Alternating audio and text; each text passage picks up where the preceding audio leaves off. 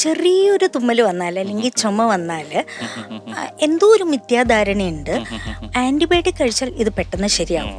പക്ഷെ അതിൽ സത്യം എന്താണെന്ന് വെച്ചാൽ ഈ ചുമയും കഫക്കെട്ടും അല്ലെങ്കിൽ തുമ്മലും ഉണ്ടാക്കുന്നത് വൈറസുകളാണ്. ആൻറ്റിബയോട്ടിക്കുകൾ കഴിക്കുന്നത് വഴി ഈ വൈറസിനെതിരായി ഒരു ആക്ഷനും ഉണ്ടാവുന്നില്ല. ഇങ്ങനെ ഈ ഒരു റേറ്റിൽ പോവുകയാണെങ്കിൽ 2050 എത്തുമ്പോൾ ക്യാൻസർ മരണങ്ങളെക്കാട്ടിലും ട്രാഫിക് ആക്സിഡൻറ്റ് വഴിയുള്ള മരണങ്ങളെക്കാട്ടിലും കൂടുതലായിരിക്കും ആൻറ്റിമൈക്രോബിയൽ റെസിസ്റ്റൻസ് കൊണ്ടുള്ള മരണസംഖ്യ. ഇനി അടുത്ത ഒരു 20 ഇയേഴ്സ് നമുക്ക് വളരെ ക്രൂഷ്യലാണ്. നമ്മൾ ഇതിനൊരു കടിഞ്ഞാണ് ഇട്ടില്ലെങ്കിൽ ആൻറ്റിമൈക്രോബിയൽ റെസിസ്റ്റൻസ് കാരണമുള്ള മരണങ്ങളായിരിക്കും ഏറ്റവും മുന്നിൽ നിൽക്കുക.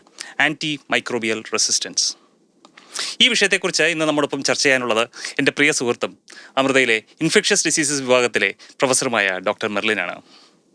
മെർലിൻ, ചർച്ചയിലേക്ക് സ്വാഗതം. Thank you. ആദ്യമായി ചോദിച്ചുകൊള്ളട്ടെ, എന്താണ് ഈ ആൻറ്റിബയോട്ടിക്സ്? ആൻറ്റിബയോട്ടിക്സ് എന്ന് വെച്ചാൽ ബാക്ടീരിയക്കെതിരെയായിട്ട് നമ്മൾ ഉപയോഗിക്കുന്ന മരുന്നുകളെയാണ് ആൻറ്റിബയോട്ടിക്സ് എന്ന് പറയുന്നത്. ഇത് ഈ ഏകദേശം ഒരു 1929 ആ ഒരു ടൈമിൽ അലക്സാണ്ടർ ഫ്ലെമിംഗ് ആണ് ആദ്യമായിട്ട് ആൻറ്റിബയോട്ടിക് കണ്ടുപിടിക്കുന്നത്. ഇത് നമ്മളെല്ലാം പഠിച്ചിട്ടുള്ള കാര്യമാണ്. പെൻസിലിനാണ് ആദ്യമായിട്ട് കണ്ടുപിടിക്കുന്ന ആൻറ്റിബയോട്ടിക്. അപ്പം അത് ഒരു ഫംഗസിൽ നിന്നാണ് പെൻസിലിൻ കണ്ടുപിടിക്കുന്നത്. പിന്നെ അത് കമേഴ്ഷ്യലി ഉൽപ്പാദിപ്പിക്കപ്പെടുകയും അനേകം ആൻറ്റിബയോട്ടിക്കുകൾ നമ്മൾ പല പല ബാക്ടീരിയകൾക്കെതിരെയായിട്ട് ഉൽപ്പാദിപ്പിക്കപ്പെടുകയും ചെയ്തു. അതിൽ തന്നെ നമ്മൾ കഴിക്കുന്നതായിട്ടുള്ള ടാബ്ലറ്റ്സ് ഉണ്ട്, ഇഞ്ചെക്ഷൻസ് ഉണ്ട്, ആൻറ്റിബയോട്ടിക് നെബുലൈസേഷൻസ് ഉണ്ട്, അങ്ങനെ പല പല പ്രിപ്പറേഷൻസ് ഉണ്ട്. ജനറലി ബാക്ടീരിയകൾക്കെതിരെയായിട്ട് ഉപയോഗിക്കുന്ന മരുന്നുകളാണ് ആൻറ്റിബയോട്ടിക്. ആൻറ്റിമൈക്രോബിയൽ എന്ന് ഉദ്ദേശിക്കുന്നത് എന്താണ്? ആൻറ്റിമൈക്രോബിയൽ എന്ന് പറഞ്ഞത് കുറച്ചുകൂടി ഒരു വൈഡർ ആയിട്ടുള്ള ടേമാണ്. ബാക്ടീരിയ കൂടാതെ വൈറസ് അഥവാ ഫംഗസ്, ഇതിനെതിരെയുള്ള മരുന്നുകളെ കളക്റ്റീവായിട്ട് വരും. അതെ, ഇവയെല്ലാം രോഗങ്ങൾ ഉണ്ടാക്കാം. ഇവയ്ക്കെതിരെയുള്ള ഈ മരുന്നുകളെ കളക്റ്റീവായിട്ട് പറയുന്ന ടേമാണ് ആൻറ്റിമൈക്രോബിയൽസ്. അപ്പോൾ എന്താണ് റെസിസ്റ്റൻസ്? എന്താണ് ഈ ആൻറ്റിമൈക്രോബിയൽ റെസിസ്റ്റൻസ് എന്ന് പറയുന്നത്? ഓക്കെ, അപ്പോൾ ഈ മരുന്നുകൾ ആദ്യം ഉണ്ടായപ്പോൾ അല്ലെങ്കിൽ കണ്ടുപിടിച്ചപ്പോൾ സിമ്പിളായിട്ടുള്ള മരുന്നുകളാണ്. അപ്പം ഇത് വളരെയധികം എഫക്റ്റീവായിട്ട് കാണുകയും ഇവയെ വണ്ടർ ഡ്രഗ്സ് എന്നൊക്കെയാണ്. അതെ അതെ അതെ. രണ്ടാം ലോക മഹായുദ്ധ സമയത്താണ് ഇത് ഒരു വണ്ടർ ഡ്രഗായിട്ട് ഉപയോഗിച്ചത്. അന്ന് സോൾജേഴ്സൊക്കെ ഇൻഫെക്റ്റഡ് ആകുമ്പോൾ ഈ മരുന്നുകൾ കൊടുക്കുകയും അവർ പെട്ടെന്ന് ഭേദമാവുകയും ഒക്കെ ചെയ്തു. അപ്പോൾ അതോടുകൂടി അതൊരു ആൻറ്റിബയോട്ടിക് എറയായി. അതായത് പല പല ആൻറ്റിബയോട്ടിക്കുകൾ പിന്നെ ഉൽപ്പാദിപ്പിക്കപ്പെടുകയും അങ്ങനെ വളരെയധികം രോഗങ്ങളിൽ നിന്ന് വളരെ പെട്ടെന്ന് ആളുകൾ രക്ഷപ്പെടുകയും ഒക്കെ ചെയ്യുന്ന ഒരു ഗോൾഡൻ എറയുണ്ടായിരുന്നു. അപ്പം നമ്മളുടെ അതിൻ്റെ യൂസ് ഇങ്ങനെ കൂടി വന്നു. അപ്പോൾ ഈ യൂസ് കൂടുന്നതിനനുസരിച്ച് ഈ ബാക്ടീരിയ ഇതിനെ അതിജീവിക്കാൻ പതുക്കെ മെക്കാനിസംസ് തുടങ്ങിക്കൊണ്ടിരുന്നു. അപ്പം ചില ആൻറ്റിമൈക്രോബിയൽസ് അല്ലെങ്കിൽ ചില ആൻറ്റിബയോട്ടിക്സുകൾ ബാക്ടീരിയകളുടെ ഈ കോശത്തിലെ പ്രത്യേക സ്ഥലങ്ങളിലായിരിക്കും പ്രവർത്തിക്കുന്നത്. അത് കുറച്ച് ഡിഫറെൻ്റ് ആക്കാൻ തുടങ്ങി. അല്ലെങ്കിൽ വരുന്ന ആൻറ്റിബയോട്ടിക്കുകൾക്ക് ബൈൻഡ് ചെയ്യാത്ത രീതിയിൽ കോശങ്ങൾ ചെറുതായിട്ട് വ്യതിയാനപ്പെടുത്താൻ തുടങ്ങി. അല്ലെങ്കിൽ അകത്ത് കയറുന്ന ആൻറ്റിബയോട്ടിക്കിനെ പുറത്തേക്ക് പമ്പ് ചെയ്യാൻ തുടങ്ങി. ഇങ്ങനെ പല പല മെക്കാനിസംസ് ഈ അണുക്കളും ഡെവലപ്പ് ചെയ്യാൻ തുടങ്ങി. അങ്ങനെ ആൻറ്റിബയോട്ടിക് ഫലപ്രദമല്ലാത്ത രീതിയിലേക്ക് എത്തുക, അങ്ങനെ ഒരു ഇതിനാണ് നമ്മൾ ആൻറ്റിബയോട്ടിക് റെസിസ്റ്റൻസ് അഥവാ ആൻറ്റിബയോട്ടിക് പ്രതിരോധം എന്ന് പറയുന്നത്. ലോകമഹായുദ്ധം എന്ന് പറയുന്ന ആന്റിബയോട്ടിക്കുകളും ബാക്ടീരിയകളും തമ്മിലൊരു യുദ്ധം നടക്കുകയും ബാക്ടീരിയ പതുക്കെ ജയിച്ചുകൊണ്ടിരിക്കുകയാണെന്ന് വേണമെങ്കിൽ നമുക്ക് പറയാം. അതെ, അന്ന് ബാക്ടീരിയയെ നമ്മൾ കൂലങ്കുഷമായിട്ട് തോൽപ്പിച്ചു. പക്ഷെ പിന്നെ ഒരു 50 ഇയേഴ്സ് കഴിഞ്ഞപ്പോൾ അവയെല്ലാം ഈ ആദ്യം വന്ന മരുന്നുകൾക്ക് റെസിസ്റ്റൻസ് ആർജിക്കുകയും പിന്നെ ഇപ്പോഴത്തെ ഒരു 2 ഡെക്കേഡ്സ് ആയിട്ട് ഈ അണുക്കൾ ആൻറ്റിബയോട്ടിക്കിനെ തോപ്പിച്ചുകൊണ്ടിരിക്കുകയാണ്. ആ ഒരു ദൃശ്യമാണ് നമ്മൾ കാണുന്നത്. അപ്പം നമ്മുടെ ഒരു വൈദ്യശാസ്ത്രത്തിൽ ഒരു ചരിത്രം എടുത്ത് നോക്കുകയാണെങ്കിൽ ഏതെങ്കിലും ഒരു എക്സാമ്പിൾ ഉദാഹരണ സഹിതം ഇതൊന്ന് പറയാമോ? ഏതെങ്കിലും ഒരു ആൻറ്റിബയോട്ടിക് നമ്മൾ പണ്ട് ഉപയോഗിച്ചുകൊണ്ടിരുന്നു, ഇപ്പോൾ നമുക്ക് ആൻറ്റിബയോട്ടിക് ഉപയോഗിക്കാൻ പറ്റുന്നില്ല എന്നുള്ളൊരു സാഹചര്യം എന്തെങ്കിലും ഉണ്ടോ? അപ്പോൾ ഡെഫിനറ്റ്ലി ഉണ്ട്. ഇപ്പോൾ ഒരു സിമ്പിളായിട്ടുള്ള എക്സാമ്പിൾ എടുത്താൽ, ഇപ്പം യൂറിനറി ഇൻഫെക്ഷൻ, മൂത്രത്തിൽ മൂത്രത്തിൽ പഴുപ്പ് വളരെ കോമൺ ആയിട്ട് കണ്ടുവരുന്ന ഒരു രോഗമാണ്. അപ്പോൾ അതിൽ സാധാരണയായിട്ട് നമ്മൾ കണ്ടുവരുന്ന അണുവാണ് ഈ കോളൈ എന്ന് പറഞ്ഞ അണുവാണ്. അത് തുടക്കത്തിൽ അതിനെ എതിരെയുള്ള ആന്റിബയോട്ടിക്കായിട്ട് ഉപയോഗിച്ചുകൊണ്ടിരുന്നത് ഒബിസിലിൻ എന്നൊക്കെ പറഞ്ഞ ആന്റിബയോട്ടിക്, അമോക്സിസിലിൻ, ആന്റിസിലിൻ എന്നൊക്കെ പറഞ്ഞ ആന്റിബയോട്ടിക്കുകളാണ്. പക്ഷെ ഒരു ഘട്ടം കഴിഞ്ഞപ്പോൾ ആളുകളെല്ലാം ഈ ആന്റിബയോട്ടിക് വളരെയധികം ഉപയോഗം വളരെ കൂടിയപ്പോൾ പതുക്കെ ഈ വകയിലുള്ള ആന്റിബയോട്ടിക്കിലേക്ക് ഈ അണു റെസിസ്റ്റൻസ് വരാൻ തുടങ്ങി. ഈ അണുവിന് റെസിസ്റ്റൻസ് വരാൻ തുടങ്ങി. അതേ അണു തന്നെ പണ്ട് ആംബിസിലിന് മാറിക്കൊണ്ടിരുന്നത് ഇന്ന് മാറുന്നില്ല. അതെ. അപ്പൊ പിന്നെ അടുത്ത ലെവൽ ഓഫ് ആന്റിബയോട്ടിക്കുകൾ രംഗത്തേക്ക് വന്നു. അപ്പൊ അത് ഉപയോഗിക്കാൻ തുടങ്ങി. അപ്പം തുടക്കത്തിൽ നല്ല എഫക്റ്റ് ആണ്, പക്ഷെ പിന്നീട് അതിനും റെസിസ്റ്റൻസ് വരാൻ തുടങ്ങി. അങ്ങനെ പതുക്കെ ഇഞ്ചക്ഷനുകളിലേക്ക് എത്തി. അപ്പം ഈ ആംബിസിലിൻ തൊട്ട് ഇപ്പൊ സെഫ്ട്രാക്സോൺ വരെയുള്ള ഇഞ്ചക്ഷനിലേക്ക് എത്തിയപ്പോൾ അതിനെല്ലാം റെസിസ്റ്റൻസ് വരുന്ന എക്സ്റ്റെൻഡഡ് സ്പെക്ട്രം ബീറ്റ ലാക്ടമേസ് അഥവാ ESBL എന്ന് പറഞ്ഞ റെസിസ്റ്റൻസ് മെക്കാനിസം വന്നു. നമ്മൾ ആന്റിബയോട്ടിക്കുകൾ ഉപയോഗിക്കും തോറും അതിനൊക്കെ തന്നെ ബാക്ടീരിയ പതുക്കെ കാലക്രമേണ റെസിസ്റ്റൻസ് ആയി വന്നുകൊണ്ടിരിക്കുന്ന ഒരു സാഹചര്യമാണുള്ളത് അല്ലേ? എക്സാക്ട്ലി. അപ്പം നമ്മൾ ESBL വന്നപ്പോൾ നമ്മൾ അവരെക്കാട്ടിലും സ്മാർട്ടായി. നമ്മൾ നേരെ പോയിട്ട് അതിനെക്കാട്ടിലും വലിയ ആന്റിബയോട്ടിക്കുകൾ ഇൻവെന്റ് ചെയ്തു. കുറച്ചുകൂടെ ശക്തമായ കാർബപ്പനംസ് എന്നൊക്കെ പറയുന്ന ആന്റിബയോട്ടിക്സുകൾ ഇൻവെന്റ് ചെയ്തു. അപ്പോൾ പതുക്കെ അവർ അതിനെതിരെയുള്ള റെസിസ്റ്റൻസ് മെക്കാനിസവും പുറത്തിറക്കി. അപ്പോൾ ഇപ്പോൾ നമ്മൾ കാണുന്നത് ഒരു ഈക്കോളൈ കാരണമുള്ള മൂത്രത്തിൽ പഴുപ്പ് വന്നു കഴിഞ്ഞാൽ ആദ്യം തന്നെ നമ്മൾ പണ്ട് കൊടുത്ത മരുന്നുകൾ കൊടുത്താൽ ഇപ്പോൾ നമുക്ക് ഫലം കിട്ടുകയില്ല. അപ്പോൾ ESBL റേറ്റ്സ് നമുക്ക് ഒരുപാട് ഹൈ ആയിട്ട് വരികയാണ്. അപ്പം അതാണ്. അപ്പോൾ പണ്ട് ഒരു ഗുളിക കൊടുത്ത് ശരിയാക്കുന്ന കാര്യം ഇപ്പോൾ ഒരു ഹൈ എൻഡ് ആന്റിബയോട്ടിക്കിലേക്ക് നീങ്ങിക്കൊണ്ടിരിക്കുകയാണ്. അപ്പം ഇതുമായിട്ട് ബന്ധപ്പെട്ടാണ് എന്തെങ്കിലും സൂപ്പർ ബഗ്സ് എന്നൊക്കെ ഞാൻ കേട്ടിട്ടുണ്ട്. ഈ സൂപ്പർമാൻ എന്നൊക്കെ പറയുന്ന പോലെ വളരെ ശക്തരായ ബഗ്സിനെ കുറിച്ച് അല്ലേ? അപ്പൊ എന്താണ് ഈ സൂപ്പർ ബഗ്സ്? അപ്പം ഏകദേശം ആ പേര് തന്നെ ഉണ്ട് അതിൻ്റെ ഒരു വിശദീകരണം. സോ ആദ്യം പറഞ്ഞതുപോലെ തന്നെ ആദ്യം വന്ന സിമ്പിൾ ആൻറ്റിബയോട്ടിക്സിനോട് ഇവർ റെസിസ്റ്റൻസ് ആർജിച്ച് പിന്നീട് വരുന്ന ആൻറ്റിബയോട്ടിക്സിനോടും റെസിസ്റ്റൻസ് ആർജിച്ച് അങ്ങനെ ഈ അണുക്കൾ വളരെ വലിയ റെസിസ്റ്റൻസ് മെക്കാനിസം ക്യാരി ചെയ്യുന്ന അണുക്കളായി മാറുക. ഇപ്പോൾ ഞാൻ നേരത്തെ മെൻഷൻ ചെയ്ത കാർബോപെനംസ് എന്നുള്ള ഗ്രൂപ്പിലുള്ള ആൻറ്റിബയോട്ടിക്സിനോടും റെസിസ്റ്റൻസ് ഒക്കെ കാണിക്കുക. അതായത് അവയെ ട്രീറ്റ് ചെയ്യാൻ ഇന്നും മരുന്നുകളില്ല എന്ന സ്ഥിതിയുള്ള ചില അണുക്കളുണ്ട്. ഇപ്പോൾ ഈക്കോളൈ, ക്ലെപ്സിയല്ല, ഈ പാശ്ചാത്യ രാജ്യങ്ങളിലൊക്കെ കാണുന്ന എൻട്രോകോക്കസ്, ഇവയൊക്കെ ഈ സൂപ്പർ ബഗ്സ് ഫാമിലിയിലേക്ക് നീങ്ങിയിരിക്കുകയാണ്. ചില ഫംഗസുകളും ഇങ്ങനെ കണ്ടിട്ടുണ്ട്. അപ്പം എന്താന്ന് വെച്ചാൽ സാധാരണപ്പെട്ട മരുന്നുകൾ അവരൊരു സൂപ്പർമാനിന് ഒരു പ്രശ്നം കൊടുക്കുന്ന പോലെയാണ് നമ്മൾ സാധാരണപ്പെട്ട മരുന്ന് വെച്ച് ഇവരെ ചികിത്സിക്കാൻ ശ്രമിക്കുന്നത്. അപ്പോൾ അത് തടുക്കും. ഈ ആന്റി മൈക്രോബിയൽ റെസിസ്റ്റൻസ് എന്ന് പറയുമ്പോൾ നമുക്ക് ലോകമെമ്പാടുമുള്ള ഒരു പ്രശ്നമായിട്ടാണ് എനിക്ക് മനസ്സിലായിട്ടുള്ളത്. പക്ഷേ നമ്മൾ ഭാരതത്തിന് എടുക്കുമ്പോൾ ഭാരതത്തിന് അതിൻ്റെതായ തനതായ പ്രശ്നങ്ങൾ എന്തെങ്കിലും നമ്മൾ നേരിടുന്നുണ്ടോ? ശബരീഷ് പറഞ്ഞ പോലെ അത് ലോകമെമ്പാടുമുള്ള പ്രശ്നം തന്നെയാണ്. ഈ ഒരു 2000 ഇയർ വരെ അത് വലിയ അങ്ങനെ ഗമനിക്കപ്പെട്ടില്ല. അത് കഴിഞ്ഞ് പിന്നെ ആൻറ്റിമൈക്രോബിയൽ റെസിസ്റ്റൻസ് എന്നൊക്കെ നമ്മൾ കേൾക്കാൻ തുടങ്ങിയത് തന്നെ അത് കഴിഞ്ഞാണ്. ഭാരതത്തിൻ്റെ കാര്യം എടുത്താൽ നമ്മളുടെ ഇവിടെ കോമൺ ആയിട്ടുള്ളത് ഗ്രാം നെഗറ്റീവ് ബാക്ടീരിയ എന്ന് പറഞ്ഞ പ്രത്യേക ഗ്രൂപ്പ് ഓഫ് ബാക്ടീരിയ ആണ്. പാശ്ചാത്യ നാടുകളിൽ കുറച്ചുകൂടെ ഗ്രാം പോസിറ്റീവ് ബാക്ടീരിയ ആണ് ഉള്ളത്. സ്റ്റഫൈലോകോക്കസ് അല്ലെങ്കിൽ എൻട്രോകോക്കസ്, ഇതൊക്കെയാണ് അവർക്ക് റെസിസ്റ്റൻസ് കൊണ്ട് പ്രശ്നമുണ്ടാക്കുന്ന ബാക്ടീരിയ.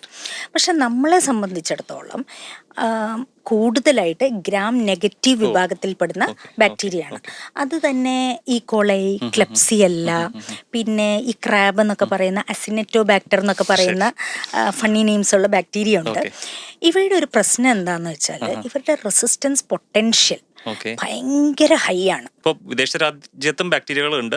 അതുമായിട്ട് കമ്പയർ ചെയ്യുമ്പോൾ നമ്മളിവിടെ കോമൺ ആയിട്ട് കാണുന്ന ബാക്ടീരിയകൾ മറ്റേതിനെക്കാട്ടിലും വേഗത്തിൽ ഒരു റെസിസ്റ്റൻസ് ആർജിക്കുന്നു എന്നുള്ളതാണ്. വിദേശ രാജ്യത്ത് കാണുന്നത് കുറച്ചുകൂടെ ഗ്രാം പോസിറ്റീവ് ബാക്ടീരിയ ആണ്. അവർക്ക് അവരുടേതായ മെക്കാനിസംസ് ഉണ്ട്, അവർക്കും റെസിസ്റ്റൻസ് ഒക്കെ ഉണ്ട്. പക്ഷെ നമുക്ക് ഈ ഗ്രാം നെഗറ്റീവ് ബാക്ടീരിയ ആകുമ്പം അവർക്ക് ട്രീറ്റ്മെന്റ് ഓപ്ഷൻസ് മറ്റേതിനെക്കാട്ടിലും കുറച്ചുകൂടെ കുറവാണ്. പിന്നെ ഈ റെസിസ്റ്റൻസ് പൊട്ടൻഷ്യൽ കൂടുതലാണ്.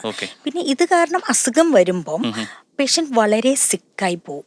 പെട്ടെന്ന് തന്നെ ഗ്രാം നെഗറ്റീവ് സെപ്സിസിലേക്ക് നീങ്ങിയാൽ വളരെ പെട്ടെന്ന് സിക്കാവുകയും അവർ പെട്ടെന്ന് തന്നെ അത് ഒരു മരണത്തിലേക്കൊക്കെ പോകാനുള്ള സാധ്യതയും വരുന്ന അസുഖങ്ങളാണ് സാധാരണ ഗ്രാം നെഗറ്റീവ് ബാക്ടീരിയ കൊണ്ട് വരുന്നത്. അപ്പോൾ ഇതിൻ്റെ ഒരു ലോഡ് ഇന്ത്യൻ സെറ്റിങ്സിൽ വളരെ ഹൈ ആണ്. അപ്പോൾ നമ്മൾ ഇത്രയും നേരം നമ്മൾ പറഞ്ഞുകൊണ്ടിരുന്ന കൂടുതലും ആശുപത്രികൾ നമ്മൾ നേരിടുന്ന കൂടുതൽ പ്രശ്നങ്ങളായിരുന്നല്ലോ. പക്ഷേ സാധാരണക്കാർക്കായി ഇപ്പോൾ പലരും ആൻറ്റിബയോട്ടിക്കുകൾ വീട്ടിൽ തന്നെ വാങ്ങിച്ച് കഴിക്കുന്ന ശീലങ്ങൾ കാണുന്നുണ്ട്. ആൻറ്റിബയോട്ടിക്കുകൾ നമ്മളിപ്പോൾ ആദ്യം പറഞ്ഞു എന്താണ് ആൻറ്റിബയോട്ടിക് ഒക്കെ നമ്മൾ അപ്പോൾ പലരും ചോദിച്ചിട്ടുണ്ട് പാരസെറ്റമോൾ ഒരു ആൻറ്റിബയോട്ടിക് ആണോ എന്ന് വരെ ചോദിക്കുന്ന സാഹചര്യങ്ങളുണ്ട്. അപ്പോൾ എന്താണ് ആൻറ്റിബയോട്ടിക്കുകളും അല്ലെങ്കിൽ ആൻറ്റിമൈക്രോബിയൽ റെസിസ്റ്റൻസിനെ കുറിച്ചും ആൾക്കാരുടെ ഇടയിലുള്ള മിഥ്യാധാരണകൾ? എനിക്ക് തോന്നുന്നു ആളുകളൊക്കെ ഇപ്പം ഈ റെസിസ്റ്റൻസ് എന്നുള്ള പേരൊക്കെ നല്ലോണം കേട്ടു തുടങ്ങിയിട്ടുണ്ട്. അറ്റ്ലീസ്റ്റ് കേരളത്തിൽ അത് അത്യാവശ്യം നല്ലോണം കേട്ടു തുടങ്ങിയിട്ടുണ്ട്. എന്നിരുന്നാലും ആന്റിബയോട്ടിക് കഴിക്കുക എന്നുള്ളൊരു സ്വഭാവം ഒട്ടും മാറിയിട്ടില്ല. ചെറിയൊരു തുമ്മൽ വന്നാൽ അല്ലെങ്കിൽ ചുമ വന്നാൽ എന്തോ ഒരു മിഥ്യാധാരണയുണ്ട്, ആന്റിബയോട്ടിക് കഴിച്ചാൽ ഇത് പെട്ടെന്ന് ശരിയാവും. പക്ഷെ അതിലെ സത്യം എന്താണെന്ന് വെച്ചാൽ ഈ ചുമയും കഫക്കെട്ടും അല്ലെങ്കിൽ തുമ്മലും ഉണ്ടാക്കുന്നത് വൈറസുകളാണ്. ആന്റിബയോട്ടിക്കുകൾ കഴിക്കുന്നത് വഴി ഈ വൈറസിനെതിരായി ഒരു ആക്ഷനും ഉണ്ടാവുന്നില്ല. അധികവും വൈറൽ പനികളാണ്. അതിലെ ഒരു വളരെ ചെറിയ പ്രൊപ്പോർഷൻ മാത്രമേ സെക്കൻഡറി ബാക്ടീരിയൽ ഇൻഫെക്ഷൻ ആയിട്ട് മാറുകയുള്ളൂ. അല്ലെങ്കിൽ ചില പ്രത്യേക ഏജ് ഗ്രൂപ്പ്സിൽ ബാക്ടീരിയൽ ഇൻഫെക്ഷൻ ആദ്യം തന്നെ വന്നേക്കാം. അതിന് രോഗലക്ഷണങ്ങളുണ്ട്, അതിൻ്റെ പ്രത്യേക സയൻസ് ഉണ്ട്. അപ്പോൾ ഇതൊന്നും കണക്കാക്കാതെ നേരെ പോയിട്ട് ആന്റിബയോട്ടിക് വാങ്ങിച്ച് കഴിച്ചാൽ അത് പെട്ടെന്ന് ഹീലാവും എന്നുള്ള ഒരു മിഥ്യാധാരണയുണ്ട്. അതാണ് ഒരു കൺസംഷൻ. അല്ലെങ്കിൽ ഇത് ആന്റിബയോട്ടിക്കുകൾ ഒരുപാട് നമ്മുടെ ഇവിടെ വിറ്റഴിയുന്നുണ്ടല്ലോ, ആ കൺസംഷൻ കൂടാൻ ഒരു മെയിൻ കാരണം അതാണ്. അതുപോലെ തന്നെയാണ് എനിക്കിപ്പോൾ കഴിഞ്ഞ വർഷം ഒരു പനി വന്നപ്പോൾ ഡോക്ടർ ഒരു മരുന്ന് തന്നിട്ടുണ്ടായിരുന്നു. എനിക്കിപ്പോൾ വീണ്ടും പനി വന്നു, ഞാൻ അതേ മരുന്ന് എന്നെ ഡോക്ടറെ അടുത്ത് ചോദിക്കാതെ കഴിക്കുന്ന സാഹചര്യങ്ങളുണ്ട്. അപ്പോൾ അതിനെക്കുറിച്ച് എന്താണ് അഭിപ്രായം? അതുണ്ട്. അത് മാത്രമല്ല, ചിലപ്പോൾ ഈ പനി വന്നിട്ട് ഡോക്ടർ ആന്റിബയോട്ടിക് കൊടുക്കുമായിരിക്കും. അപ്പോൾ 2 ദിവസത്തിൽ ദേ മൈറ്റ് ഫീൽ ബെറ്റർ. അപ്പോൾ 3 ദിവസത്തെ മരുന്നും കൂടെ ബാക്കിയിരിക്കുന്നുണ്ട്. അപ്പോൾ സൂക്ഷിച്ചു വെക്കും. അപ്പോൾ അപ്പുറത്തെ വീട്ടിലുള്ള ആൾക്കോ അല്ലെങ്കിൽ ഇവിടെ തന്നെയുള്ള വേറെ ആൾക്കോ പനി വന്നാൽ നമുക്കതൊരു സഹായം ആവുമല്ലോ. പക്ഷെ അത് ശരിക്കും സഹായം അല്ല ചെയ്യുന്നത്. അതൊരു റോങ് ആയിട്ടുള്ള ഒരു പ്രാക്ടീസ് ആണ്. എന്തുകൊണ്ടോ നമ്മൾ അതിൽ കുറച്ച് റൂട്ടഡ് ആണ്. ഇനിയിപ്പോൾ ആ ഒരു ബിലീഫ് കുറച്ച് ചേഞ്ച് ചെയ്ത് വരണം. അതുപോലെ തന്നെയാണ് ഡോക്ടർ മേലും പറയല്ലോ, ഇപ്പോൾ നമുക്ക് ഫ്ലൂ പോലുള്ള അസുഖങ്ങൾ വരുമ്പോഴത്തേക്കും നമുക്ക് എങ്ങനെയായാലും ആന്റിബയോട്ടിക് കഴിക്കേണ്ട ഒരു കാര്യമില്ല എന്നും, അതുപോലെ തന്നെ നമുക്കൊരിക്കൽ ഒരു ഇൻഫെക്ഷൻ വന്നു കഴിഞ്ഞാൽ അല്ലെങ്കിൽ ഒരിക്കലും ആന്റിബയോട്ടിക് കഴിക്കേണ്ട ഒരു സാഹചര്യം വന്നിട്ടുണ്ടെങ്കിൽ വീണ്ടും അതുപോലത്തെ ഒരു സിംറ്റം നമുക്കുണ്ടെങ്കിൽ ആ ഒരു സമയത്ത് നമ്മുടെ ആന്റിബയോട്ടിക് കഴിക്കുന്നത് അത്ര ഒരു നല്ലൊരു ശീലമല്ല എന്നുള്ളത് അല്ലേ. പിന്നെ അതേപോലെ തന്നെയാണ് ഇപ്പോഴും നമ്മുടെ നാട്ടിൽ ഓവർ ദ കൗണ്ടർ, അതായത് ഒരാൾക്ക് പോയി ഒരു മെഡിക്കൽ സ്റ്റോറിൽ നിന്ന് ആന്റിബയോട്ടിക് വാങ്ങാവുന്ന ഒരു സാഹചര്യമാണല്ലോ ഉള്ളത് അല്ലേ? അല്ലല്ല, അത് ചേഞ്ച് ആയി. എസ്പെഷ്യലി കേരളത്തിൽ അത് ചേഞ്ച് ആയി. കേരളത്തിൽ ഇതിന് എതിരെ ഒരു ആക്ഷൻ പ്ലാൻ നേരത്തെ തന്നെ ഉണ്ടായിരുന്നു. എനിക്ക് തോന്നുന്നു ഈ ആന്റിബയോട്ടിക്കുകൾ വളരെ സൂക്ഷ്മതയോടെ യൂസ് ചെയ്യാനുള്ള മൂവ്മെൻറ്റും സ്റ്റുവർഡ്ഷിപ്പ് പ്രോഗ്രാമും എല്ലാം കേരളത്തിൽ നിന്നാണ് ആദ്യമായിട്ട് വരണത്.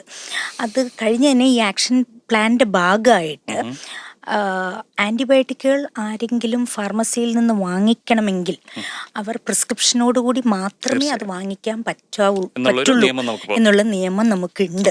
എത്രത്തോളം പ്രാബല്യത്തിൽ വരുന്നുണ്ട്, ചെയ്യുന്നുണ്ടോ, അത് മെഡിക്കൽ സ്റ്റോറുകളൊക്കെ പാലിച്ചു പോകുന്നതായിട്ട് നമുക്ക് തോന്നുന്നുണ്ടോ? അത് വളരെ സ്ട്രിക്റ്റ് ആയിട്ട് തന്നെ പാലിച്ചു പോകുന്നുണ്ടെന്നാണ് എൻ്റെ ഒരു അറിവ്. ഞാനത് ചെക്ക് ചെയ്യാൻ വേണ്ടി ഇടയ്ക്ക് മെഡിക്കൽ സ്റ്റോറിൽ പോയി ചോദിക്കാറുണ്ട്, അവരെനിക്ക് തരാറില്ല. ഇതിപ്പോ ആന്റിബയോട്ടിക് സ്റ്റുവർഡ്ഷിപ്പ് എന്ന് ഞാൻ കേട്ടിട്ടുണ്ട് അല്ലേ? അപ്പൊ എന്താണ് ഈ ആന്റിബയോട്ടിക് സ്റ്റുവർഡ്ഷിപ്പ്? ആന്റിബയോട്ടിക് സ്റ്റുവേർഡ് എന്ന് വെച്ചാൽ സത്യം പറഞ്ഞാൽ ഈ കാരണവർ എന്നാണ് അതിൻ്റെ ഒരു അർത്ഥം. അപ്പം ഈ ആന്റിബയോട്ടിക്സ് നമ്മളൊരു ഡേ ടു ഡേ ബേസിസിൽ നമ്മൾ പ്രിസ്ക്രൈബ് ചെയ്യുമ്പോൾ അത് കറക്റ്റായിട്ടാണോ പ്രിസ്ക്രൈബ് ചെയ്യുന്നത്, വേണ്ട അവസരങ്ങളിൽ തന്നെയാണോ പ്രിസ്ക്രൈബ് ചെയ്യുന്നത്, അത് ആ അണുവിനുള്ള ആന്റിബയോട്ടിക് കറക്റ്റ് ആണോ, അതിൻ്റെ ഡോസ് കറക്റ്റ് ആണോ, അത് ചെയ്യുന്ന രീതി കറക്റ്റ് ആണോ എന്ന് നോക്കാനുള്ള ഒരു സിസ്റ്റമാണ് ആന്റിബയോട്ടിക് സ്റ്റുവർഡ്ഷിപ്പ് പ്രോഗ്രാം. അതായത് ആന്റിബയോട്ടിക്കുകളുടെ പ്രിസ്ക്രിപ്ഷൻ നമുക്ക് ഒരു വിഭാഗം ഡോക്ടർമാർക്കല്ല, എല്ലാ വിഭാഗം ഡോക്ടർമാർക്കും ആവശ്യം വരുന്ന മരുന്നാണ് ആന്റിബയോട്ടിക്. എന്നാൽ നമ്മൾ ഈ റെസിസ്റ്റൻസ് ഒക്കെ വന്നതോടുകൂടി ഈ ആന്റിബയോട്ടിക്സിന്റെ കോംപ്ലക്സിറ്റി ഒരുപാട് കൂടി. പ്രിസ്ക്രിപ്ഷൻ പണ്ട് പ്രിസ്ക്രൈബ് ചെയ്യുന്ന പോലെ അല്ല ഇപ്പൊ പ്രിസ്ക്രൈബ് ചെയ്യേണ്ടി വരും. പുതിയ മരുന്നുകളായി, അത് കോംപ്ലക്സ് ആയി. അപ്പം അതിന്റെ ഒരു മേൽനോട്ടം വഹിക്കുന്ന ഒരു കമ്മിറ്റിയാണ് ആന്റിബയോട്ടിക് സ്റ്റുവർഡ്ഷിപ്പ്. ഇത് ഹോസ്പിറ്റലിലാണോ, എവിടെയാണ് ഈ ആന്റിബയോട്ടിക് സ്റ്റുവർഡ്ഷിപ്പ് പ്രോഗ്രാംസ് നടക്കുന്നത്? പ്രസന്റ് ഇൻ പേഷ്യൻസിന് വേണ്ടി ഹോസ്പിറ്റലിനുള്ളിലുള്ള ഇതിലാണ് പ്രിസ്ക്രിപ്ഷനുകൾക്കാണ് ബാധകമായി കൊണ്ടുവന്നിരിക്കുന്നത്. നമ്മൾ ഈ AMR അല്ലെങ്കിൽ ആൻറ്റിമൈക്രോബിയൽ റെസിസ്റ്റൻസിന് എതിരായിട്ടുള്ള പോരാട്ടത്തിൻ്റെ ഒരു ഭാഗമായിട്ടാണ് ആദ്യമായിട്ട് ആൻറ്റിബയോട്ടിക് സ്റ്റുവർഡ്ഷിപ്പ് നിലവിൽ വന്നത്. അതിപ്പോൾ എല്ലാ ആശുപത്രികളിലും ഇത് വേണം എന്നുള്ളത് നിർബന്ധമാക്കിയിരിക്കുകയാണ്. 2013 തോന്നുന്നു ചെന്നൈ ഡിക്ലറേഷൻ എന്ന് പറഞ്ഞ ആ ഒരു മീറ്റിങ്ങിൽ വെച്ചിട്ടാണ് ഈ ആൻറ്റിബയോട്ടിക് സ്റ്റുവർഡ്ഷിപ്പ് ഏറ്റെടുക്കാനുള്ളൊരു തീരുമാനമുണ്ടായതും. ഏകദേശം 2015-16 ആ കാലഘട്ടത്തോടെ അമൃതയിലെ ആൻറ്റിബയോട്ടിക് സ്റ്റുവർഡ്ഷിപ്പ് ടീം വരികയും അത് വളരെ എഫക്റ്റീവായിട്ട് നമ്മൾ അതിൻ്റെ റിസൾട്ട്സ് കാണുകയും ചെയ്തിരുന്നു. അതിൻ്റെ ഒരു ഫ്രെയിം വർക്കൊക്കെ നമുക്ക് പിന്നെ പല ഘട്ടങ്ങളിലും പല ആശുപത്രികൾക്കും പാസ് ഓൺ ചെയ്യാനും പറ്റിയിട്ടുണ്ട്. ഇത് മെയിൻലി ഇൻ പേഷ്യൻ്റ് കിടക്കുന്ന ആളുകൾക്കുള്ള ആൻറ്റിബയോട്ടിക്സുകളുടെ ഒരു മേൽനോട്ടമാണ്. അതുപോലെ തന്നെയാണ് നമ്മുടെ ഒരു ആൻറ്റിമൈക്രോബിയൽ റെസിസ്റ്റൻസ് പ്രിവെൻറ്റ് ചെയ്യാനായിട്ട് ഈ ഹാൻഡ് ഹൈജീൻ അല്ലെങ്കിൽ നമ്മുടെ രോഗികളെ തൊടുന്നതിന് മുമ്പുള്ള കൈ കഴുകൽ ഇങ്ങനത്തെ കാര്യങ്ങൾക്ക് ഭയങ്കര പ്രാധാന്യമുണ്ടെന്ന് ഞാൻ കേട്ടിട്ടുണ്ട്. അതിനെക്കുറിച്ചൊന്ന് വിവരിക്കാമോ? ആക്ച്വലി അത് ഡയറക്റ്റ്ലി അല്ല. ബേസിക്കലി ആൻറ്റിമൈക്രോബിയൽ റെസിസ്റ്റൻസ് ഉണ്ടാക്കുന്ന ബാക്ടീരിയ നമ്മളുടെ രോഗികളുടെ ചുറ്റുവട്ടത്തുണ്ടാകാം, അവരുടെ സെക്രീഷൻസിലുണ്ടാവാം, ദേഹത്തുണ്ടാവാം, അതിൻ്റെ ചുറ്റുവട്ടത്ത് ഒക്കെ ഉണ്ടാവാം. അപ്പം നമ്മൾ ഒരു രോഗിയെ തൊട്ടിട്ട് കൈ കഴുകാതെ അടുത്ത രോഗിയിലേക്ക് പോകുമ്പോൾ ഈ റെസിസ്റ്റൻ്റ് ആയിട്ടുള്ള അണു നമ്മുടെ കൈകളിലൂടെ പാസ് ഓൺ ആവാനുള്ള സാധ്യതയുണ്ട്, അല്ലെങ്കിൽ ട്രാൻസ്മിറ്റ് ആവാനുള്ള സാധ്യതയുണ്ട്. ഹാൻഡ് ഹൈജീൻ വഴി ഈ ട്രാൻസ്മിഷൻ വളരെ ലഘൂകരിക്കാൻ നമുക്ക് സാധിക്കും, നള്ളിഫൈ ചെയ്യാൻ സാധിക്കും. ഒരു സൂപ്പർ ബഗ് ഒരു സ്ഥലത്ത് ഉണ്ടെന്നുണ്ടെങ്കിൽ വേറൊരാൾ അതിനെ എടുത്ത് വേറൊരു രോഗിക്ക് അതെ. അതായത് ഒരാളിൽ നിന്ന് ഒരാളിലേക്കുള്ള ആ ട്രാൻസ്മിഷൻ ബ്രേക്ക് ചെയ്യാൻ വേണ്ടിയുള്ള ഒരു എഫക്റ്റീവ് ആയിട്ടുള്ള സിമ്പിൾ ആയിട്ടുള്ള കാര്യമാണ് ഹാൻഡ് ഹൈജീൻ. കഴിഞ്ഞൊരു 2 കൊല്ലമായിട്ടൊക്കെ അല്ലെങ്കിൽ അടുത്ത കാലത്തായിട്ട് നമ്മൾ കേൾക്കുന്ന ഒന്നാണ് WHO അവെയർ പ്രോഗ്രാം എന്ന് പറയുന്നത് അല്ലേ? അപ്പം അത് ഈ ആൻറ്റിബയോട്ടിക്സ് AMR അല്ലെങ്കിൽ ആൻറ്റിമൈക്രോബിയൽ റെസിസ്റ്റൻസിനെ നമ്മൾ പ്രിവെൻറ്റ് ചെയ്യുന്നതിൽ വളരെ ഒരു പ്രധാനപ്പെട്ട ഒരു ഘടകമായിട്ടാണല്ലോ നമ്മളിപ്പോൾ കാണുന്നത്. അതിനെക്കുറിച്ച് കുറച്ചുകൂടെ സാധാരണക്കാർ അതിനെക്കുറിച്ച് എന്താണ് അറിഞ്ഞിരിക്കേണ്ടത്? ആക്സസ്, വാച്ച്, റിസർവ്, ഇതിനെയാണ് അവെയർ എന്ന് പറഞ്ഞ് ഷോർട്ട് ഫോം ആക്കിയിരിക്കുന്നത്. സോ ബേസിക്കലി ഇത് ആന്റിബയോട്ടിക്സിന്റെ ഒരു ക്ലാസിഫിക്കേഷനാണ്. ആക്സസ് ഗ്രൂപ്പ് ഓഫ് ആന്റിബയോട്ടിക്സിന് ഒരു കളർ കോഡ് ഒക്കെ ഉണ്ട് ഇതിന്. ആക്സസ് ഗ്രൂപ്പ് എന്ന് വെച്ചാൽ ഗ്രീൻ ആണ്, വാച്ച് ഗ്രൂപ്പ് എന്ന് വെച്ചാൽ യെല്ലോ ആണ്, റിസർവ് എന്ന് വെച്ചാൽ റെഡ് ആണ്. അപ്പൊ ആ കളർ കോഡ് പറയുന്ന പോലെ ആ ട്രാഫിക് ലൈറ്റ് സിസ്റ്റത്തിലാണ് അവരത് കൊണ്ടുവന്നിരിക്കുന്നത്. 2018 തോന്നുന്നു അവരത് കൊണ്ടുവന്നത്. അപ്പൊ ആക്സസ് ഗ്രൂപ്പ് എന്ന് വെച്ചാൽ റെസിസ്റ്റൻസ് പൊട്ടൻഷ്യൽ കുറഞ്ഞ ആന്റിബയോട്ടിക്കുകളാണ്. അപ്പൊ അവയെ നമുക്ക് കുറച്ചുകൂടെ ആക്സസ് ചെയ്യുന്നത് സേഫ് ആയിട്ട് ആക്സസ് ചെയ്യാം.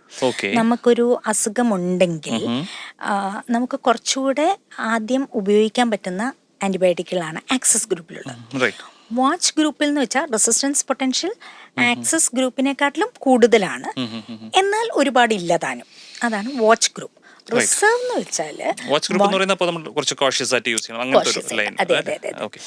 റിസർവ് എന്ന് പറയുന്നത് വളരെ റെസിസ്റ്റൻസ് പൊട്ടൻഷ്യൽ കൂടിയ ആന്റിബയോട്ടിക്കുകളാണ്. അവ ഉപയോഗിച്ചാൽ പിന്നീടുള്ള ഉപയോഗത്തിൽ അവ മിക്കവാറും റെസിസ്റ്റൻ്റ് ആവാനുള്ള സാധ്യതയുണ്ട്. അപ്പോൾ വളരെയധികം അത്യന്താപേക്ഷിതമായ സാഹചര്യങ്ങളിൽ മാത്രമേ റിസർവ് ആൻറ്റിബയോട്ടിക്സ് ഉപയോഗിക്കാവൂ. അപ്പോൾ ഇങ്ങനെ ഒരു ക്ലാസിഫിക്കേഷൻ WHO കൊണ്ടുവന്നിരിക്കുകയാണ്. ഇത് പ്രിസ്ക്രൈബേഴ്സിനെ ഒന്ന് ഹെൽപ്പ് ചെയ്യാൻ വേണ്ടിയിട്ടാണ്. അതെ. അപ്പം അവർക്ക് ഇതൊരു ധാരണ കൊടുക്കുകയാണ്. വാച്ച് ഗ്രൂപ്പുള്ള ആൻറ്റിബയോട്ടിക്കിനെക്കാട്ടിലും ആക്സസ് ഗ്രൂപ്പുള്ള ആൻറ്റിബയോട്ടിക്കിന് പ്രയോറിറ്റി കൊടുക്കൂ. അങ്ങനെയാണെങ്കിൽ നമുക്ക് റെസിസ്റ്റൻസ് കുറച്ച് കുറയ്ക്കാൻ സാധിക്കും. അങ്ങനെയൊരു പദ്ധതിയാണ് അവെയർ ക്ലാസിഫിക്കേഷൻ എന്ന് പറയുന്നത്. ഇത് അത്ര എല്ലാവരും അവെയർ അല്ല. ഇത് അത് എല്ലാവരിലേക്കും എത്തിക്കൊണ്ടിരിക്കുന്നതേ ഉള്ളൂ. ഇത് മെയിൻലി ഒരു OPs'ൽ, അതായത് അവർക്ക് ഇപ്പം കേരളത്തിലൊക്കെ കർസാപ്പ് പദ്ധതിക്കുള്ളിൽ തന്നെ ആക്ഷൻ പ്ലാനിൽ ഇതിന് അവർ ബെഞ്ച് മാർക്കിംഗ് തീരുമാനിച്ചിട്ടുണ്ട്. അതായത് ഒരു ടെർഷറി കെയർ സെന്ററിൽ 85% അവരെ ആക്സസ് ഗ്രൂപ്പ് മരുന്നുകൾ വേണം എന്നാണ് പറയുന്നത്. ഓക്കെ. വാച്ച് ഗ്രൂപ്പ് മരുന്നുകൾ ഒരു 10 to 15% നിർത്തണം എന്നാണ് പറയുന്നത്. പക്ഷെ പലപ്പോഴും കണ്ടുവരുന്നത് എന്താണെന്ന് വെച്ചാൽ നമ്മളെപ്പോഴും പനി അല്ലെങ്കിൽ ചുമ വരുമ്പോൾ ഓടിപ്പോയി ഡോക്ടർ എനിക്ക് അസിത്രോമൈസിൻ വേണം എന്ന് പറയും. ഈ അസിത്രോമൈസിൻ എന്ന് വെച്ചാൽ വാച്ച് ഗ്രൂപ്പിലെ മരുന്നാണ്. അത് റെസിസ്റ്റൻസ് പൊട്ടൻഷ്യൽ, അതിലും റെസിസ്റ്റൻസ് പൊട്ടൻഷ്യൽ കുറഞ്ഞ മരുന്നുകൾ ഉപയോഗിക്കാനാണ് WHO ഇതിലൂടെ എൻകറേജ് ചെയ്യുന്നത്. അപ്പോൾ ഇതിൻ്റെ ഒരു സെൻസിറ്റൈസേഷനും കൂടെ വേണ്ടിയാണ് ഈ കളർ കോഡിങ്ങും കാര്യങ്ങളൊക്കെ ഇതിനായിട്ട് യൂസ് ചെയ്യുന്നത്. അപ്പോൾ അത് ഉപയോഗിക്കുകയാണെന്നുണ്ടെങ്കിൽ ഒരു പരിധിവരെ നമുക്ക് കാര്യങ്ങൾ കൺട്രോളിൽ നിർത്താൻ പറ്റും എന്നാണ് അല്ലേ? അതെ. വേറൊരു സിമ്പിൾ എക്സാമ്പിൾ ഞാൻ പറയാം. ഇപ്പം നമ്മൾ എപ്പോഴും ചുമയും അല്ലെങ്കിൽ വീസിങ് ഒക്കെ ഉള്ളപ്പം സാധാരണയായിട്ട് ബ്രോങ്കൈറ്റിസ് വരുമ്പോൾ, ലോവർ റെസ്പിറേറ്ററി ഇൻഫെക്ഷൻ വരുമ്പോൾ കോമൺ ആയിട്ട് ഉപയോഗിക്കുന്ന മരുന്ന് ലിവോഫ്ലോക്സസിൻ അല്ലെങ്കിൽ സൈനസൈറ്റിസ് ഒക്കെ വരുമ്പോൾ എല്ലാവരും അങ്ങോട്ട് പോയി ചോദിച്ച് കഴിക്കും. അത് ഒരു നേരെ കഴിക്കേണ്ടുള്ളൂ, വലിയ കഷ്ടപ്പാടൊന്നും ഇല്ല, എല്ലാവർക്കും അത് മതി എന്നൊക്കെ പറയും. പക്ഷെ അത് TBക്കായിട്ട്, റെസിസ്റ്റന്റ് TBക്ക് വേണ്ടി ഉപയോഗിക്കുന്ന ഒരു ഇമ്പോർട്ടൻറ്റ് മരുന്നാണ്. നമ്മളത് വെറുതെയുള്ള മൂക്കടപ്പിനും ജലദോഷത്തിനും ഉപയോഗിച്ചുകൊണ്ടിരുന്നാൽ പിന്നീട് വരുന്ന അതിഭീകര TBക്ക് അത് യൂസ് ഇല്ലാതെ ആകും. അപ്പം അതിനാൽ അങ്ങനെ ഇപ്പം അസിത്രോമൈസിൻ തന്നെ നമ്മുടെ ടൈഫോയിഡിന് ഉപയോഗിക്കുന്ന, കോംപ്ലിക്കേറ്റഡ് ടൈഫോയിഡിന് നല്ല എഫക്റ്റീവായിട്ട് ഉപയോഗിക്കുന്ന മരുന്നാണ്. അപ്പം അത് നമ്മൾ മൂക്കടുപ്പിനും ജലദോഷത്തിനും ഉപയോഗിച്ചാൽ പിന്നെ ടൈഫോയിഡ് വന്ന് നമ്മൾ മരണപ്പെടുന്ന അവസ്ഥ വരും. അപ്പം അത് പ്രിവെന്റ് ചെയ്യാൻ വേണ്ടിയിട്ടാണ് ഇങ്ങനത്തെ ഒരു അല്ലേ? ശരി. ഇത് പറയുമ്പോഴാണ് നമ്മളിപ്പോൾ ഡോക്ടർമാർ ചിലപ്പോൾ ഒരു മരുന്ന്, ഒരു ആൻറ്റിബയോട്ടിക് ചിലപ്പോൾ ഒരു നേരം കഴിക്കാനായിരിക്കും പറയുന്നത്, മറ്റൊരു ആൻറ്റിബയോട്ടിക് ചിലപ്പോൾ 3 നേരമോ 4 നേരമോ കഴിക്കാനുള്ള ആ ഒരു പറയുന്ന ഡോസ് അല്ലെങ്കിൽ പറയുന്ന ദിവസത്തോളം കഴിക്കേണ്ടതിൻ്റെ ഇമ്പോർട്ടൻസ് എന്താണ്? അതെ, ആ ഫ്രീക്വൻസിയും ആ ഡ്യൂറേഷനും ഇത് രണ്ടും ഇമ്പോർട്ടൻ്റ് ആണ്. ഇപ്പോൾ ഓരോ ഗ്രൂപ്പ് ആൻറ്റിബയോട്ടിക്കിനും അതിൻ്റെതായ ഒരു ക്രമമുണ്ടാവും, കഴിക്കേണ്ട ക്രമം. ചിലത് 4 നേരം കഴിക്കേണ്ട ആൻറ്റിബയോട്ടിക് ഉണ്ട്, അത് അങ്ങനെ തന്നെ കഴിച്ചാലേ എഫക്റ്റീവ് ആവത്തുള്ളൂ.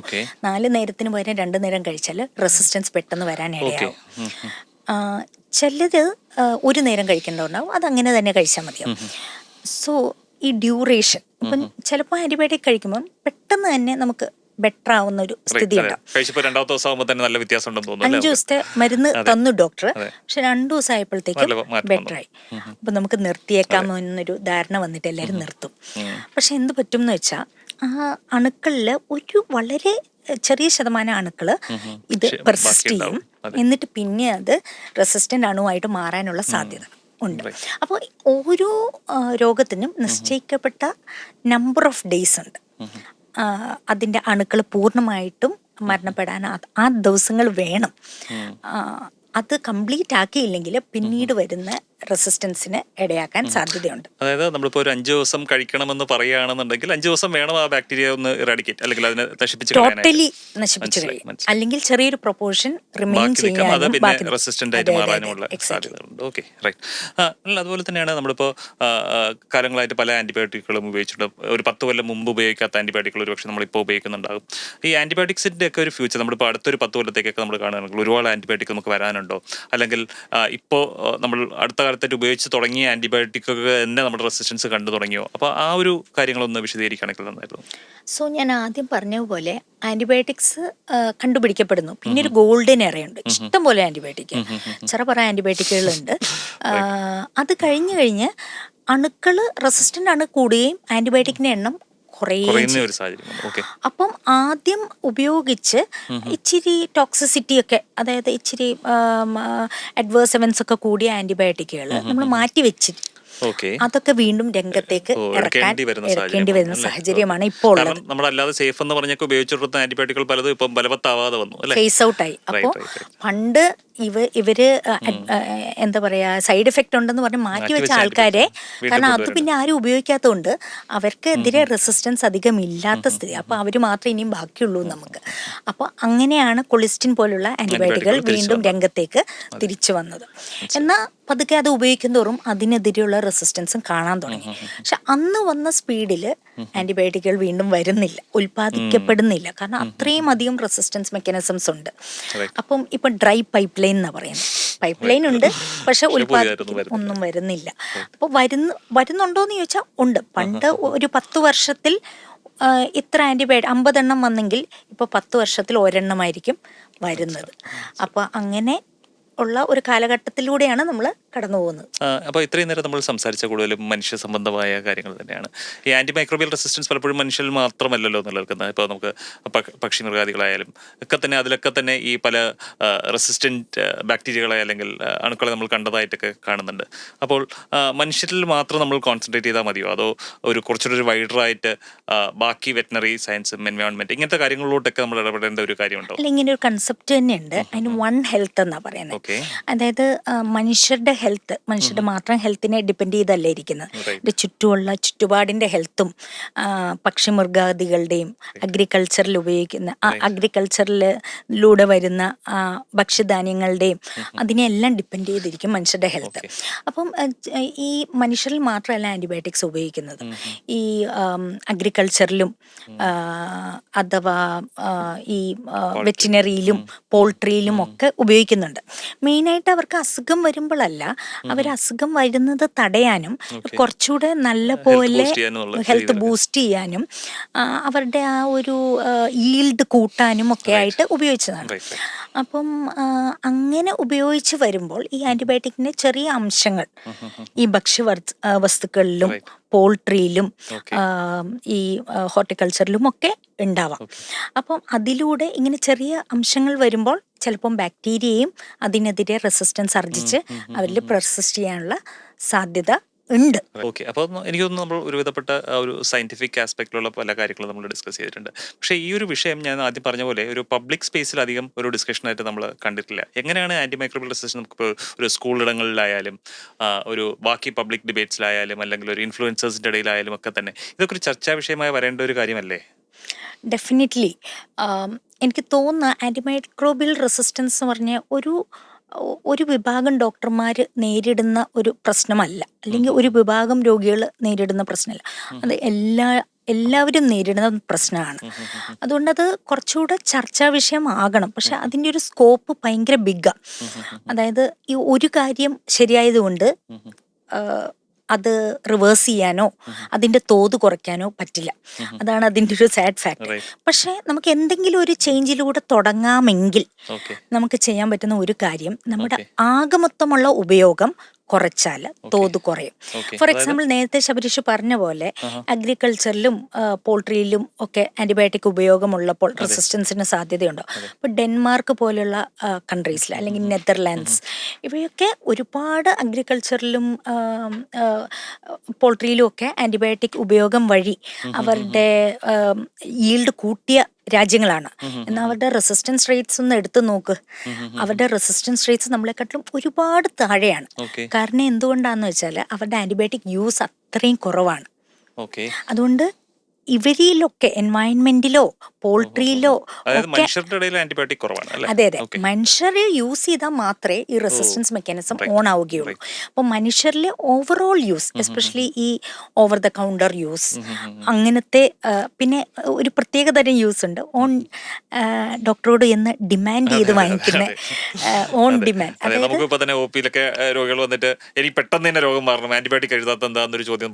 എനിക്ക് തോന്നുന്നു എല്ലാ ഒ പിയിലും ഉള്ള ഒരു ചോദ്യമാണ്. അതായത് പെട്ടെന്ന് മാറാൻ വേണ്ടി ഒരു ആന്റിബയോട്ടിക്കും കൂടെ ഡോക്ടറിന് എഴുതി കൂടെ, അങ്ങനെ ചോദിക്കുന്ന ഒരു അവസ്ഥ.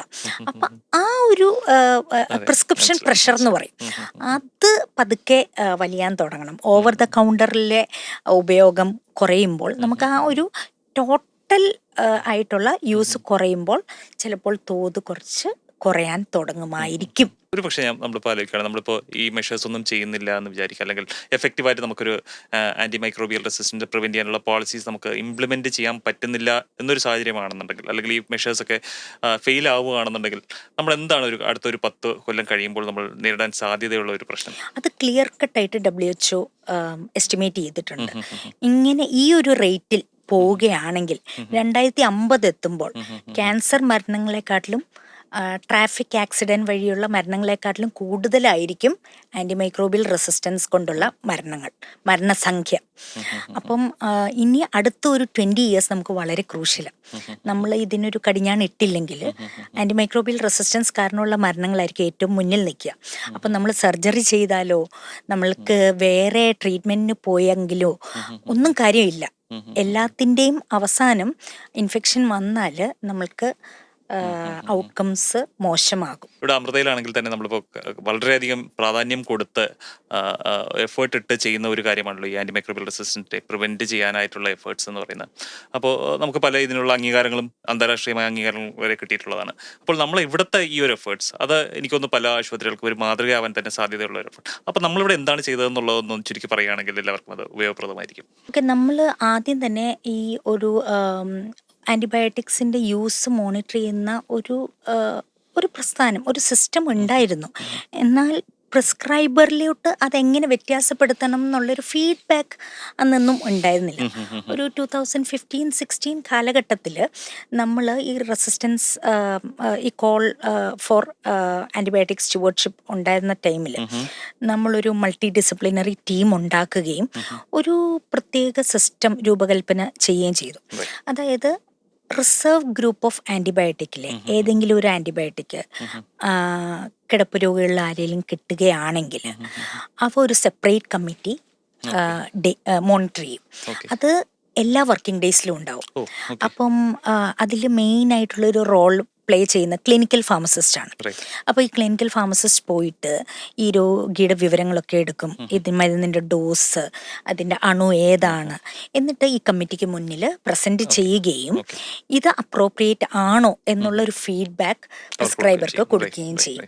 അപ്പോൾ അങ്ങനെ ഒരു ഫീഡ്ബാക്ക് കൊടുക്കാൻ തുടങ്ങിയപ്പോൾ അത് ഒരുപാട് നല്ല മാറ്റങ്ങൾ വരുത്താനും തുടങ്ങി. ഓക്കെ മെർലിൻ, എനിക്കൊന്ന് നമ്മൾ ചർച്ച ചെയ്യാൻ ഉദ്ദേശിച്ച കാര്യങ്ങളൊക്കെ തന്നെ നമ്മൾ ചർച്ച ചെയ്തതെന്ന് തോന്നുന്നു. എനിക്കൊന്ന് എനിക്ക് നമ്മുടെ കേൾക്കുന്ന അല്ലെങ്കിൽ കാണുന്ന ആൾക്കാരുടെ അടുത്തായിട്ട് പറയാനുള്ളത് ഡോക്ടർ മെർലിൻ തൊട്ട് മുമ്പ് പറഞ്ഞൊരു കാര്യം തന്നെയാണ്. അതായത് നമുക്ക് കുറച്ചൊരു സമയമേ ബാക്കിയുള്ളൂ, അല്ലെ? അടുത്തൊരു 20 വർഷമൊക്കെ നമുക്ക് മുന്നിലുള്ളൂ. ആ ഒരു സമയത്ത് നമുക്ക് ഈ ഒരു ഭീകരമായൊരു പ്രശ്നത്തെ നമ്മൾ എല്ലാ എഫേർട്സും ഇട്ടിട്ട് ഒരു വ്യക്തി എന്ന നിലയിൽ, ഒരു ഡോക്ടർ എന്ന നിലയിൽ, ഒരു സമൂഹം എന്ന നിലയിൽ, ഒരു പോളിസി മേക്കർ എന്നുള്ള ലെവൽ എല്ലാം തന്നെ എല്ലാവരും 100% എഫേർട്ട് ഇട്ട് ഇതിനെ കൺട്രോൾ ചെയ്തില്ല എന്നുണ്ടെങ്കിൽ ഇതൊരു അതിഭീകരമായ പ്രശ്നമായി മാറാനുള്ള, ക്യാൻസറിനെക്കാട്ടിലും അല്ലെങ്കിൽ റോഡ് അപകടങ്ങളെക്കാട്ടിലും ഒക്കെ തന്നെ മരണനിരക്ക് കൂട്ടാൻ സാധ്യതയുള്ള ഒരു പ്രശ്നമായി മാറും എന്നുള്ള ഒരു ഓർമ്മപ്പെടുത്തൽ തന്നെയാണ്. Anyways, thank you Merlin. Thank you.